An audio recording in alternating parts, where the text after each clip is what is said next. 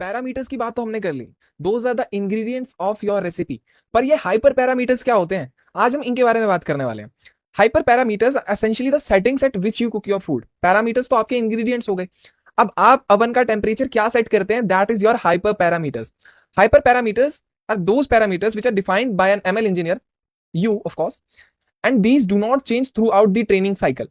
एक मॉडल को ट्रेन करने के लिए ये दो ही चीजें चाहिए होती हैं, पैरामीटर्स यानी कि जो उसके इंटरनल वैल्यूज हैं, and the second is hyper parameters कि उसे ट्रेन कैसे किया जाएगा। कुछ एग्जांपल्स की मदद से हम इसे समझेंगे। So the first example of an hyperparameter is learning rate. Learning rate ये बताता है कि एक मॉडल कितनी जल्दी उस डेटा सेट को सीखेगा। अगर आप इसे काफी लो रख दें तो स्मॉल लर्निंग रेट की वजह से आपको बहुत बार उस मॉडल को अपडेट करना पड़ेगा। When it is just right तो आप कुछ अपडेशंस में ही एक अच्छी एक्यूरेसी का मॉडल पा सकते हैं। पर अगर आप लर्निंग रेट को बहुत ज्यादा रख देंगे तो आपका मॉडल कुछ भी नहीं सीख पाएगा, बिकॉज जो जंप्स होंगे उसके इंटरनल पैरामीटर्स में वो बहुत ज्यादा हो जाएंगे, ड्रास्टिक हो जाएंगे।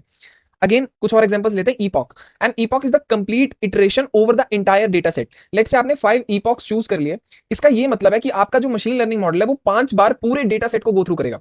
अब पूरे डेटा सेट को हम एक बार में गो थ्रू नहीं कर सकते, that is what we use batches for. Batches essentially divide the data set into small parts. एक बैच साइज ये बताता है कि एक बैच में कितने सैंपल्स हैं, यानी कि अगर आपके पास 1000 टोटल इमेजेस हैं और आपने 100 का एक बैच बना लिया तो आपके पास ऐसे 10 बैचेस बन गए। और जितने बैच होंगे आपकी उतनी ज्यादा इटरेशंस होती हैं। तो अगर एक डेटा सेट को हमने 10 हिस्सों में डिवाइड कर दिया तो यानी कि एक ईपॉक में हम 10 इटरेशंस करवाएंगे। This is all what you need to know about hyper parameters.